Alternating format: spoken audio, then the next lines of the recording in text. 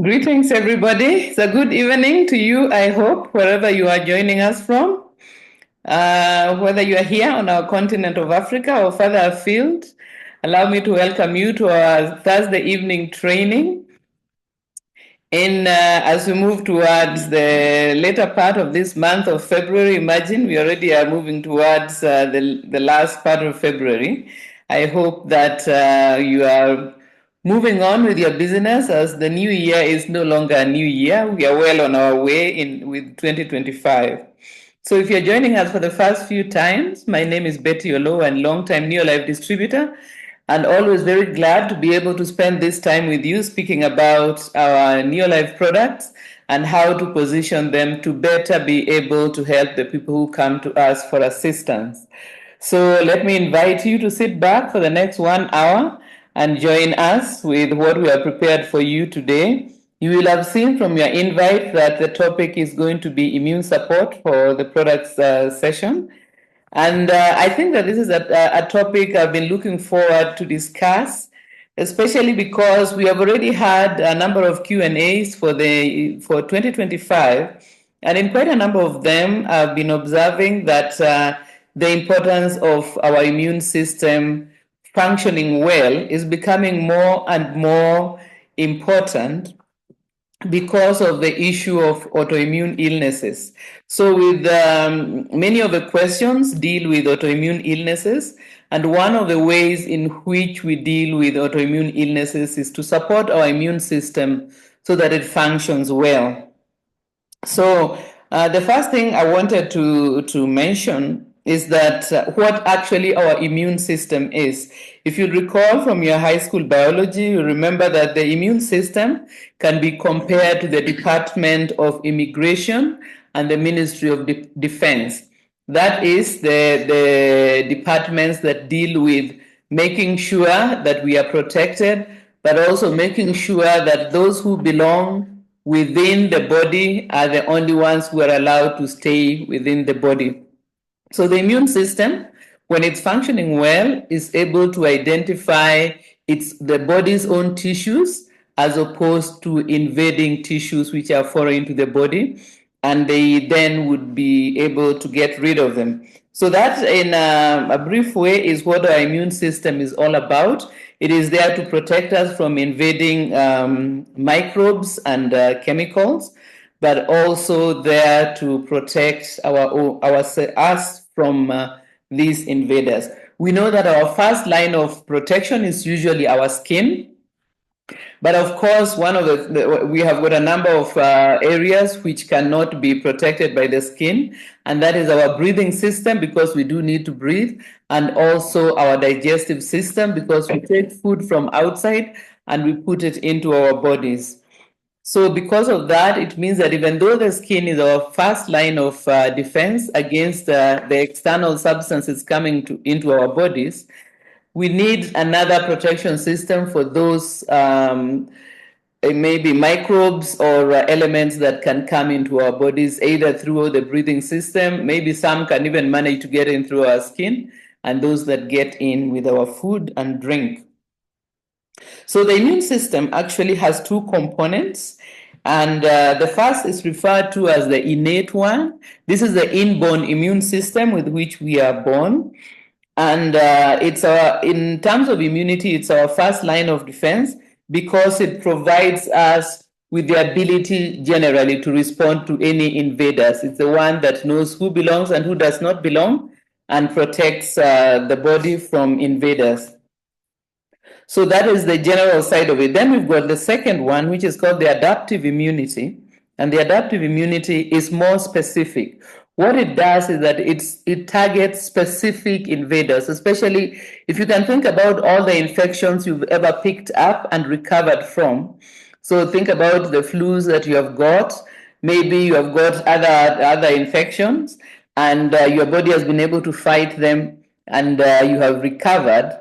Then what this adaptive immunity does is that it keeps a memory system, sort of like a record of these microbes or invaders that you've ever fought before. And if they reappear again, they are immediately able to be fought and removed from our system. So those are the two components, and they function very well together so that they make sure that we are able to respond generally to invaders, but also at the same time, our immune system is actually able to remember previous infections and get into the swing of acting against them very quickly. And that is why, for example, we will have things like if you get a vaccination, if you remember, maybe when you were little, you got vaccines against things like measles, you got vaccines against other of these illnesses. And of course, you come across those viruses later on, and your body is then able to fight them. So that is a beautiful system that protects us. And where would this system be located exactly? So the immune system is not located in one spot, it is distributed in different parts of our bodies. First, I'll mention the white blood cells which circulate in our blood circulatory system. So that is one group of cells belonging to the immune system. So our white blood cells are part of our immune system, but they circulate in the blood. Then we have got the bone marrow, which is another place where these cells are manufactured and also kept. Then we have the lymph nodes. So we have got a number of these nodes. They are like little balls. And if you've ever got a sore throat, maybe you remember that you also get a pain under your jaw, and you may feel some round balls or swellings under your jaw. Maybe if you injure yourself on your arm, you may get those swellings in your armpits. So these are what we call the lymph nodes. And what they do is that they are a reservoir for immune cells which fight against microbes that might be close by. So let us say if you have a sore throat, then you will have a response from the lymph nodes around just under your jaw.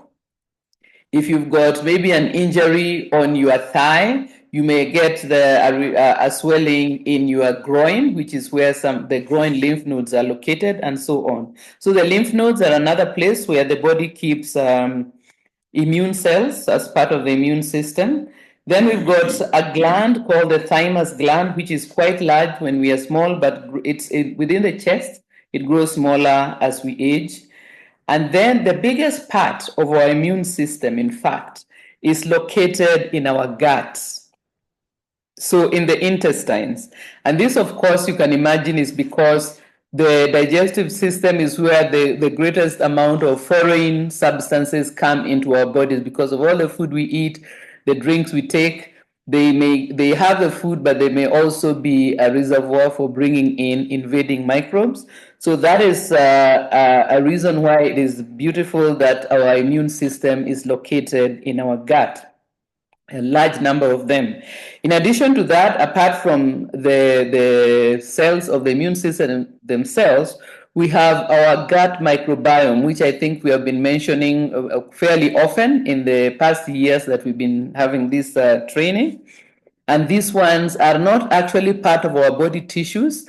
They are friendly microbes that have evolved to live within us, and they depend on us for food and protection, and in return they help to protect us against harmful invaders. So that is our gut microbiome, which forms part of our immune system as a supporting friendly group, or let's call it an army, or a friendly army that lives in our gut and helps us to fight invaders when they come in. And so even though they are not part of our own tissues, we have a very good reason to support their life and their numbers so that they can support us also in having a strong and robust immune system.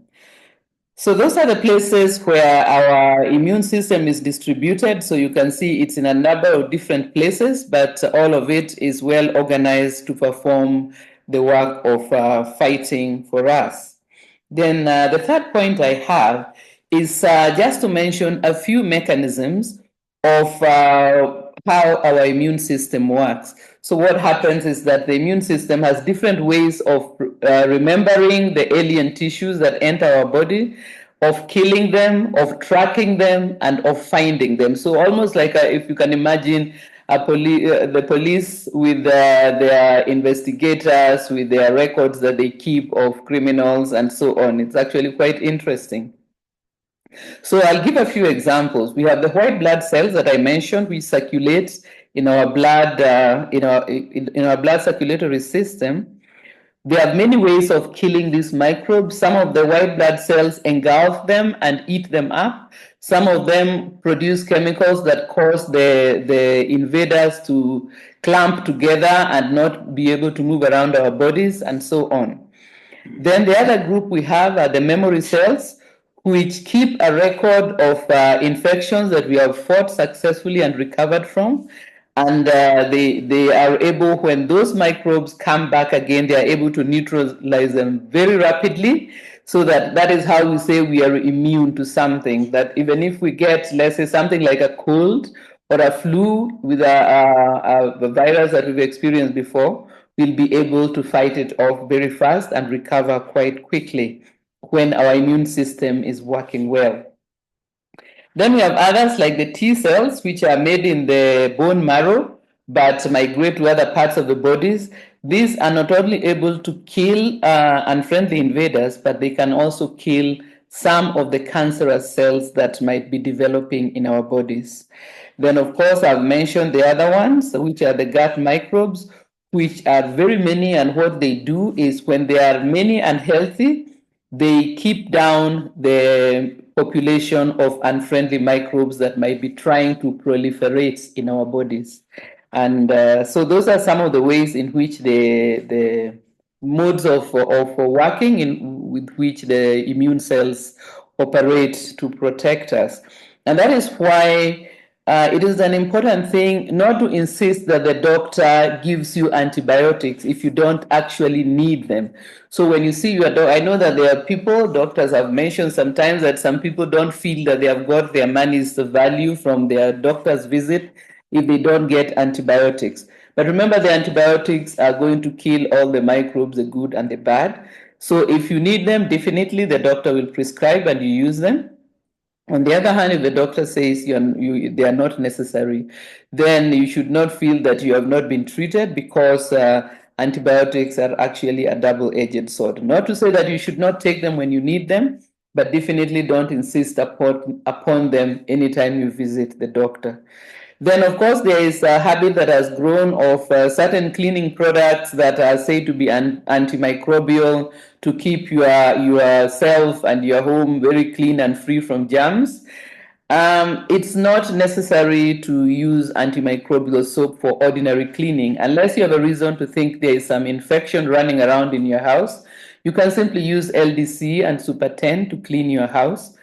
And only in places like the toilet, you will use something like Care Solution, which is going to kill the microbes that might be causing bad smells in your toilet and so on.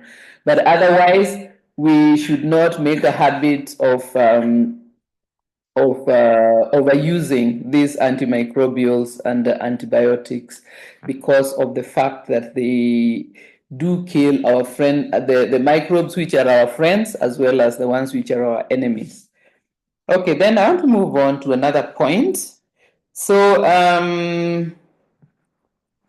just to describe a little bit about the autoimmune illnesses and in relation to a healthy immune system. So a healthy immune system has got mechanisms that enable it to distinguish our body's own cells and those which do not belong to our tissues. So they are able to actually recognize the self as opposed to the invading microbe or tissues or that kind of thing.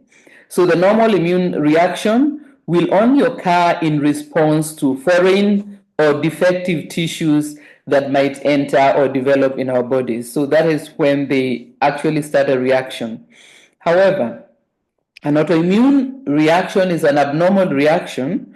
It's an abnormal immune reaction which might be triggered in our bodies by a highly and chronically stressed part of the body. So if you've got some chronic stressor that is attacking our body, then what might happen is that the body will start thinking that there is a harmful substance or microbe that is there and start reacting as if there is an infection or an invasion. Whereas, in fact, it's simply that there is a highly stressed part of our bodies. Let me give you an example to illustrate this, just in case it's not coming along very clearly. Think about someone who is living in an area which is the air is highly polluted. So, with every breath of air they are taking in a lot of toxic material. This material is going to get in through the air passages and into the lungs, and is going to cause irritation. So there'll be things like itching, there'll be things like sneezing and coughing and so on. So if this is going on for a prolonged period, even let us say if someone is a smoker, so that the smoke keeps on coming in and irritating the lungs and the air passages, it can be described as a chronic stressor on the body. And what will happen is that eventually our immune system can start reacting to that, so that you have things like asthma, which can be the result of such an attack, or you can end up with even some cells in the lungs becoming precancerous if you're a smoker because of that continuous chronic irritation caused by the introduction of toxins.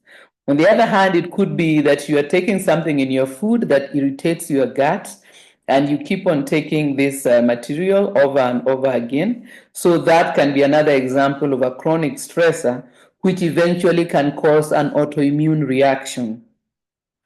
And when this reaction persists, that autoimmune reaction, it doesn't become a disease immediately. What happens is that if we continuously have trigger off this autoimmune reaction, what is going to develop eventually is an autoimmune illness. So there needs to be that there is a chronic stressor that is happening for a prolonged period. First, it triggers off an autoimmune reaction, that is about the immune system reacting against the body's tissue. And then as time passes, then you have the actual autoimmune illness. So autoimmune illnesses are hard to diagnose because it's the body attacking itself, and they can manifest in a lot of different ways.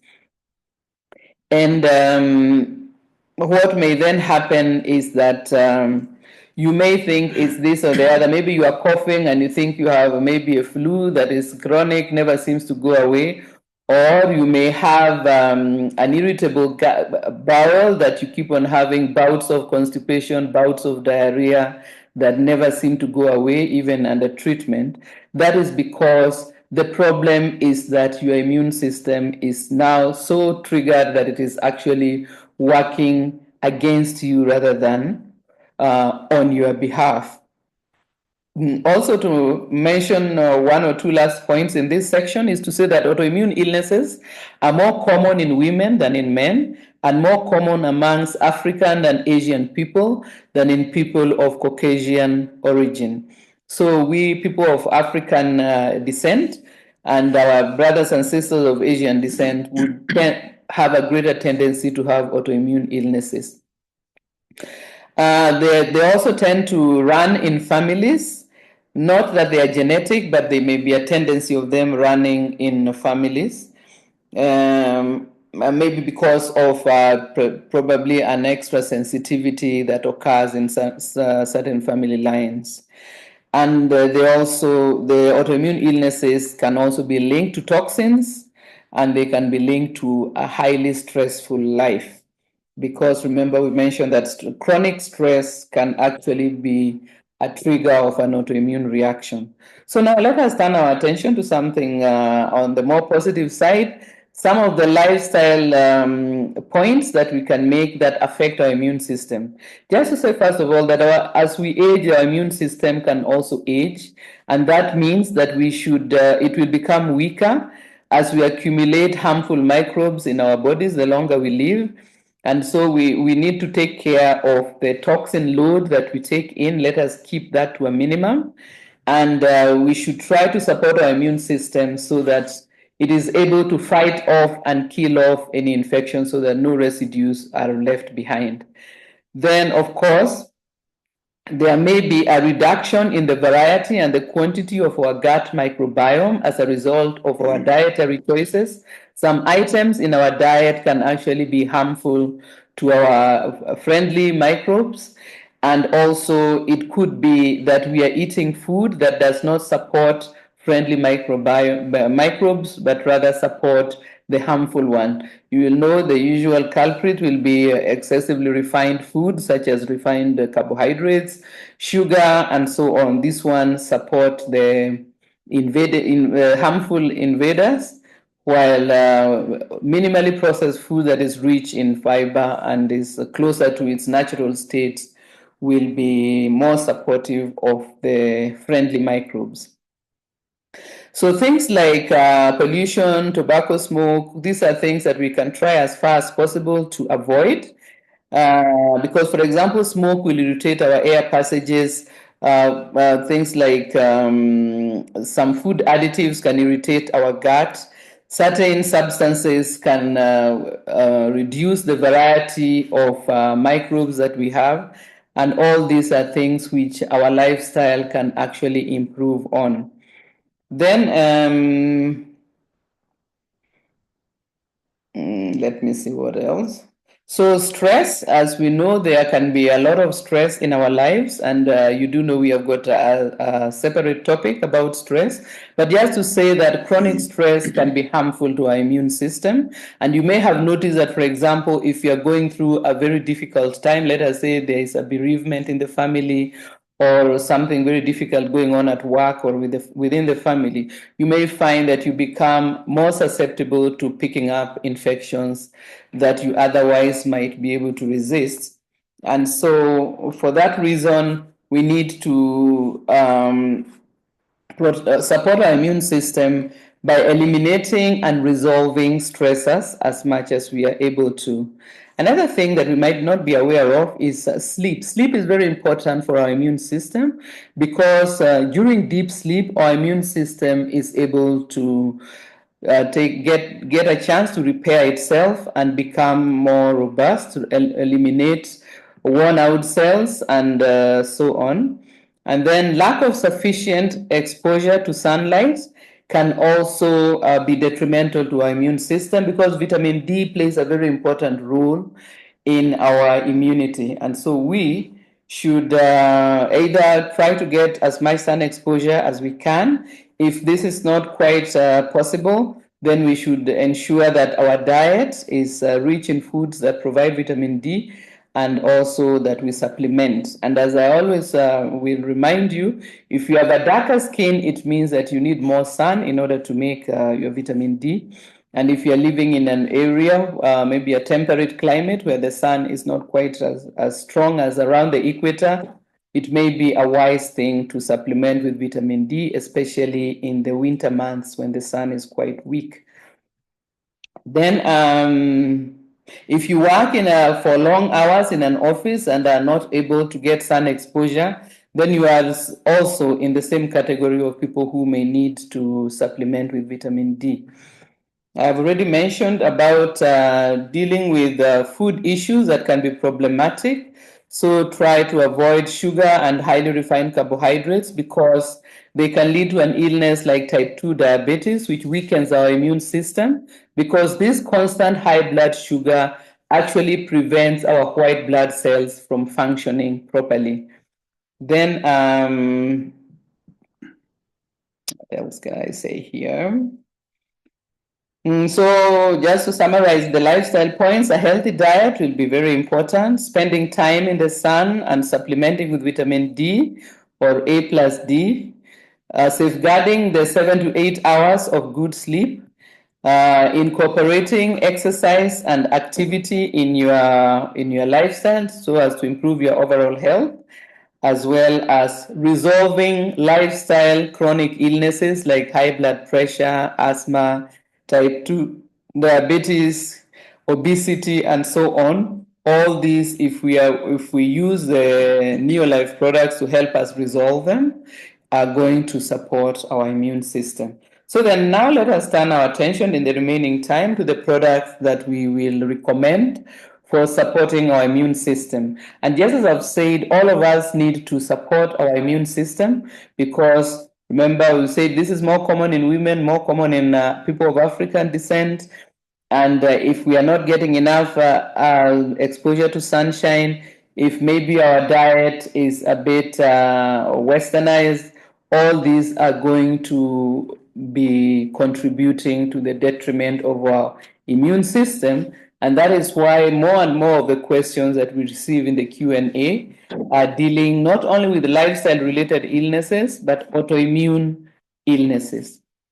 So the first, of course, will be N, our baseline supplement, which makes sure that our cells are healthy so that they can function well.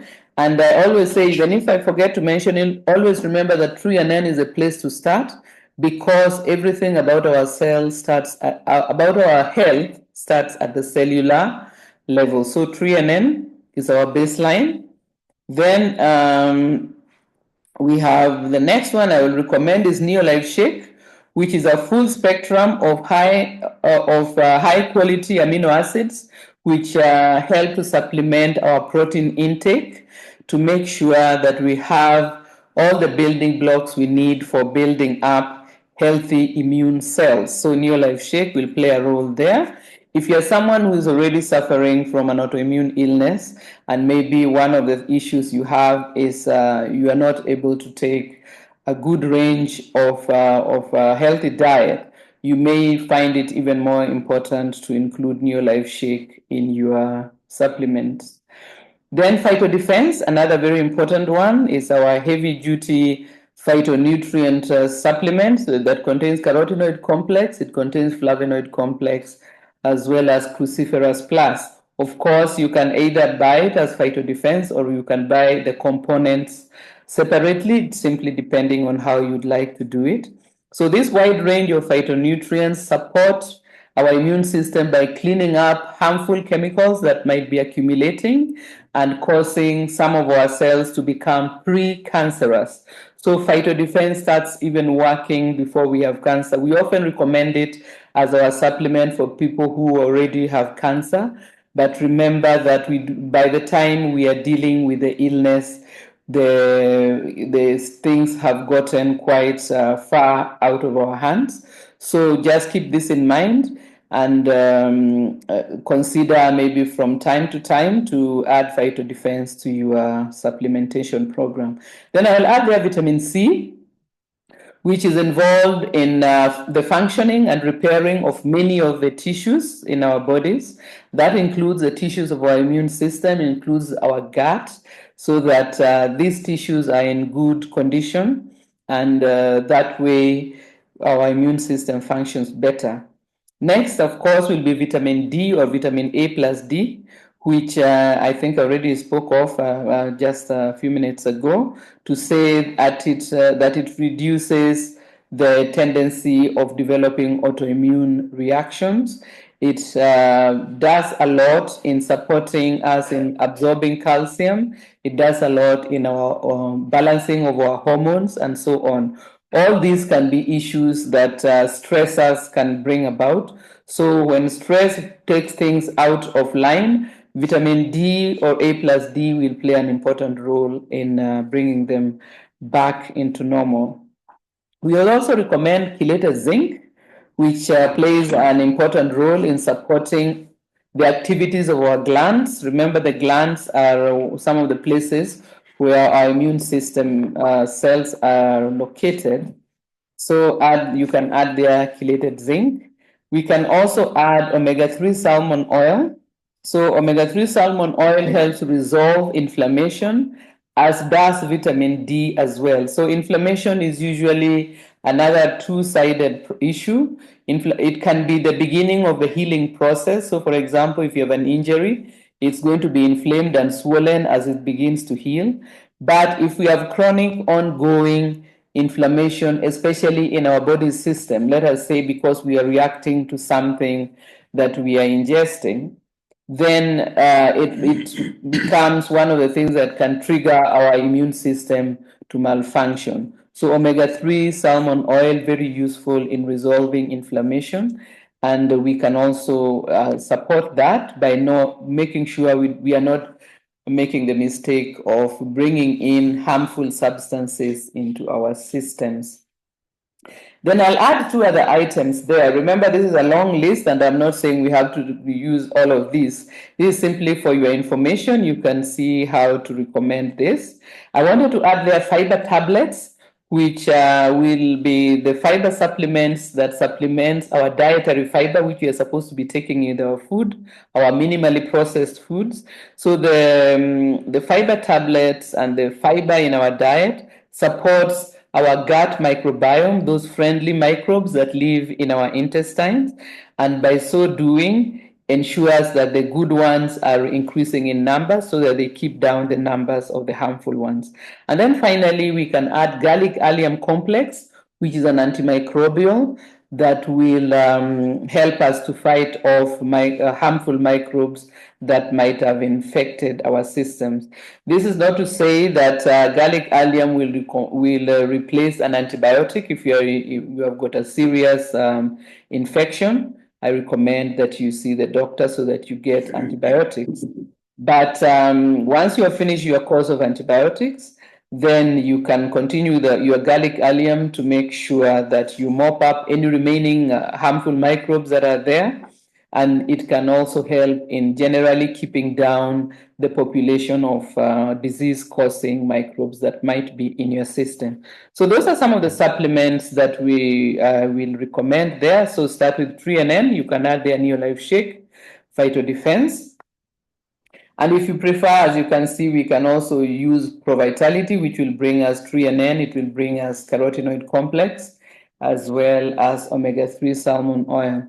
So I think that for this evening, that will be the end of my session, just by encouraging you to support your immune system, because as you know, we have the old illnesses, with more and more new illnesses are being found, and we are getting new types of infections that are also fighting to infect us. So the strength of our immune system will often be what stands between us and the next big microbe that comes into being, or some of the old ones that might reappear. Do your best to support your immune system by avoiding junk food, avoiding excessive sugar and processed foods in your diet. Keep as close as you are able to your traditional cultural diet, because this is the diet that many of our peoples were able to survive with, and that is why we are here today, because they were able, even without antibiotics and these medications, to survive all these infections. Today we are so much sicker than they were, because although we have gotten rid of a lot of infectious illnesses, we are not doing so well with autoimmune illnesses and lifestyle related illnesses.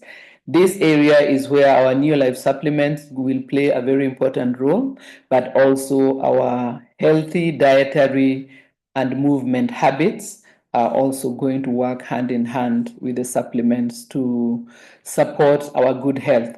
So allow me to wish you a good rest of the week, but also to wish you the best as we move towards the last part of the month of February. Remember that every time that we go out to work, we are giving people the opportunity to have a better life, better health, better wealth, and a better overall outlook in life. So let us go out there, because what we are doing is worthwhile and will make the world a much better place for those whom we come across and are able to help. So thank you very much. Pascal is right here beside me to take you through the business part of today's session. So here he is. Have a good evening. Thank you very much. The immune system is quite a fascinating topic. And let's talk about also the immune system of our business. How do we get our business growing so that we have full benefit of why we started the business? So this session, I would like to share with you two things. One, how to build volume in the business, because eventually the reason why we joined this business is to generate income. And how do we generate income? We generate income when we move products from Neolife to different customers. And those customers include ourselves. Now, what is the goal of our business? The final goal of our business, or let me say, the final goal of building the organization is we must have the ability to get a large group of people who do a few simple things over an extended period of time. That simply means we need to get 100, 1,000, 10,000 people who use products every month. And at the end of the month, the company says, thank you. Because of you, this month, 10,000 people have used our products, 1,000 people have used our products, we pay your commission. That's really the goal of our business. That is when you become a professional network marketer. So, how does it start? It starts with a dream. Clearly define what you want to achieve. That's a why. Second, the what and the how. You need to develop the skills that will help you to get a lot of people to use the products. You need to develop the prospecting skills. You need to understand the difference between the people who are interesting and interested. If you are interested in people, people are likely to join the business. If you want to make yourself interesting, you're just going to entertain people. So remember, the goal is to be interested in people because people are the ones who use the products. Then you need to learn how to invite people professionally to see our business. This is the gateway of our business. Then you need to know how to show the plan. I think in the previous training sessions from January, we discussed dream building, we discussed how to prospect, how to invite, how to show the plan, and following up. And then we need to know how to close prospect. That is to help people decide either to become customers or become distributors. A very important aspect of this process is to be emotionally detached from the result. I had a very hard time in the beginning when we started the business because I could see this business very clearly, what the business could do.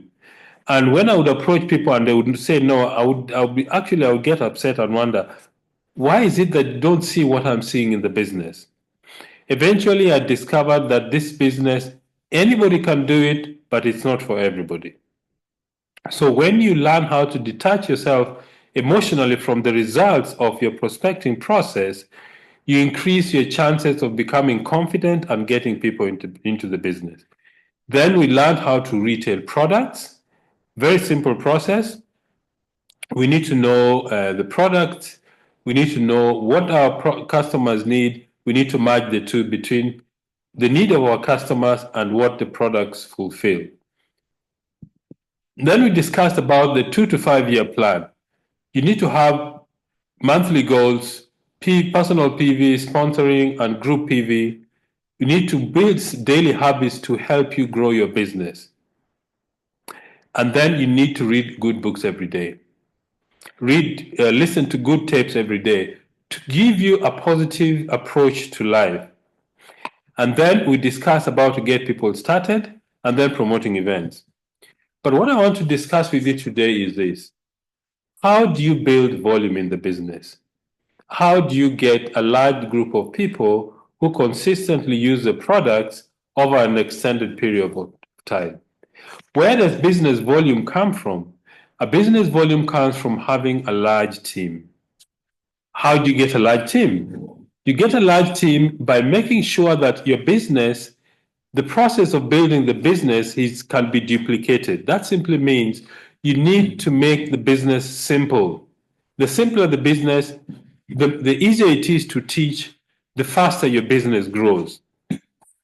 So I was listening to one of the top distributors in the world, and he was talking about how to build your business using social media. And he said one thing, that use the tools more than anything else. Why? Because tools anybody can use. And the reason that is important is that remember that you are the messenger, not the message. So you need to get out of the way so that the message of the business reaches your prospect. So duplication, for that to be possible, there has to be simplicity. The other thing I want to suggest to you as you grow your business, when you start the business and you start building a team, you will always have three categories of people in your business. You have the people who join the business to become customers. They just want to use high quality products. Those are called the customers. Then you're going to have the next group of people called the plodders. The plodders, these are people who sponsor one person after 6 months, after 8 months. They take the business very easy. They're satisfied with doing 100, 200 PV. Get one person in the business. In a year, they probably get 3 or 4 people joining their business. Those are the plodders. And then you get the leaders. The leaders have got a few distinct things about them that you need to be aware of to identify them. Number one, they are duplicators. That means they copy what their leaders do. Two, they listen to their leaders. Three, they seek advice. Four, they are readers. They are constantly reading books to make themselves better leaders. They read about the products, they read about the business, they read about human nature, they read about what makes people tick. Okay, so you will have three categories of people. And I can tell you from our own experience, when we started the business, we wanted to sponsor very excited and strong leaders in our business. And within 3 or 4 months, we had 6 people we had sponsored who are moving very, very fast. And one of them was Josh and Dorcas Ouma. When we took our step to senior manager, they became senior managers. When we took our steps to executive managers, they became executive managers. When we took our steps to director, they did the same. When we took our steps to emerald directors, they also became emerald directors. When we took our steps to sapphire directors, they also became sapphire directors. And that really put a pressure on us. So what did we do? We kept on building with so that even if they qualify as sapphire directors, we had other legs to depend on to take our next step. So don't always wish to have leaders in your team. It's good to have leaders, but also you need those other people to build volume in your team. The customers, the plodders, and then the leaders help you take the steps. Now, how do you grow volume? How do you get a number of people, the number of people in your business growing quickly? One, you need to build width. Simply means get number of people who want to join the business. And then out of the ones who join the business, you need to identify who are the leaders among these people who have joined. I'll identify very easily. They're curious, they ask questions, they read, they call you, they send you messages at odd hours. Pay attention to these people. Use the 80-20 principle. Give 80% of your attention to the 20% who are creating volume. Okay? So build width first. Width is when you sponsor people directly under you. The next step is build depth. Build depth with the help of your upline leader. Let me give you an example. I sponsored John, and John started growing the business. Then I sponsor Emily, or I sponsor Kunle. Now I find that John is very excited that he wants to move fast. So what do? I call my upline leader. Said, Hansi, please, I've got a very excited distributor. I'd like you to help me hold his hand so that I can pay attention to other new people.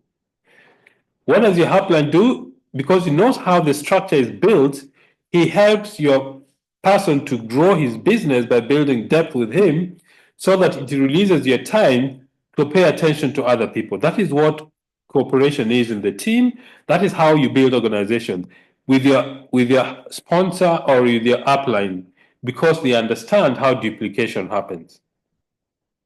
Okay? So building volume simply means you need to build two things, depth and width. But in that process also, you need to develop friendship, because friendship is the glue that keeps the team together.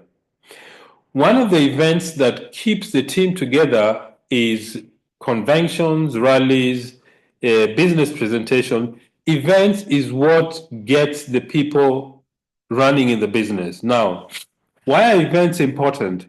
Events are important because they are very high energy functions that helps your people. Most people go to events discouraged, but after the event, they feel very fired up, very encouraged, and they want to build the next business. Then they're going to hear very inspiring stories. Why is this important? Because stories is what leads people to success. I would rather listen to stories than listen to how to presentations, because stories inspire. Stories raise your level of success. Stories raises the level of your motivation. So listen to success stories. Then ensure that, talking about stories, I attended the mini Eagleton rally in Johannesburg last weekend. And Charlie Bolton told us, maybe I said this story before. Charlie Bolton told us of a story of the lady who brought people to look at the business. The couple whom they brought was not interested in the business, but because she was the one driving, she drove them to the meeting and back. When she got back to where she was, she called Charlie at 2 o'clock in the morning in his hotel and told him he wants to come and meet Charlie so that he understands how the business is built. It took her 3 or 4 months to raise the money to get started. Eventually, this lady built a diamond business. Now, when you listen to such a story, your thinking changes. Then you come to realize that people have had more success even with very challenging situations, very challenging conditions. The question you need to ask yourself, why not you? Another very important thing about building volume, which is connected to events, is this: ensure that you have as many legs as possible in each event. Why is that important? Because let me say there is going to be a convention in Nairobi or in Dar es Salaam or Uganda or South Africa or Nigeria, Lagos or Abuja. You need to sit down and look at your structure and if you've been in the business a long time, at least you should have 6, 7, 8, 9 legs. Make sure that at least 2 to 3 people in each leg attend that function. Why? Because if one person in each leg just captures the vision, that's how volume begins to grow. So ensure that you have as many legs as possible in each event. And then learn to sell events. Why is that important? Selling events, you notice that when an event is coming, Neolife sends information constantly so that we as leaders or people who want to build their business, we send the information to our team. We call people we think should be at those functions so that they can commit, because commitments are made in meetings like this, in events like this. Betty and I made our serious decision when we were attending a function in Bloemfontein called the Free Enterprise, or is it one of the two? Family Reunion of Free Enterprise. That's when we made a big decision. Before 4,000 excited people, the first time I ever saw Charlie Bolton, our leader was called Johannes van Eden. He had just become a 3 Ruby director. And that's when we actually, the penny dropped for us. So sell the events because people make commitments at events. The last thing I want to recommend, there's something those of you who are doctors, when a patient comes to you, you do what is called the vital signs. You take a stethoscope, you listen to their breathing, their heartbeat, you check their eyes, you check everything. You're looking for the vital signs that show that these people are healthy. In our business, we also have vital signs. Few things to notice. Number one is that people attend events. Number two, people in your team are reading books. Number three, people in your team are listening to good CDs or good videos. Number four, people in your team are coming to events. People in your team are taking leadership. If you have those things going for you, those are very good vital signs. So make sure that if you're a leader, you can sit down and say, okay, this month, how many people are attending events? Which book are my leaders reading? Which tapes are they listening to?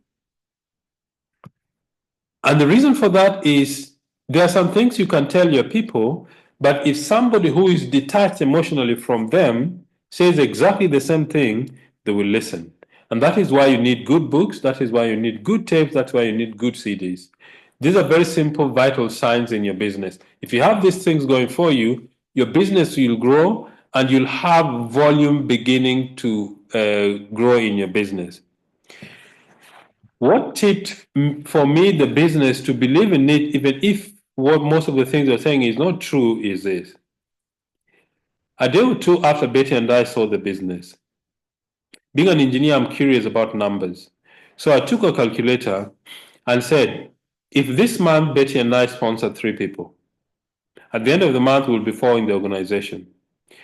At the end of the next month, if each of those 4 sponsor 3 people, we'll have 12 new people, plus the other 4 gives you 16. I kept on doing that calculation. After 12 months, the figure was 16.9 million people. And I said, even if 0.1% of this happens in our business, I am happy. That's the power of duplication. That's why volume is only created by numbers. And numbers happen when you have a team which is excited, when duplication happens in your team, when there is simplicity, where there is friendship in the business. If you do those simple things, your business will grow. And as the business grows, you don't have to worry about money because you've been leading your people, you have friends in your organization who follow your lead. So, ladies and gentlemen, those are the few things Betty and I wanted to share with you. I hope they've been of help. I know a friend of mine is really eager for volume to grow in their business. And I hope that what we have shared with you this evening will help them to grow their business to the next level. Ladies and gentlemen, we want to thank you very much for taking your time to spend this evening with us, and we wish you the very best. We still have I would say 1.5 more weeks of February to reach our goals for the month. Thank you and good night.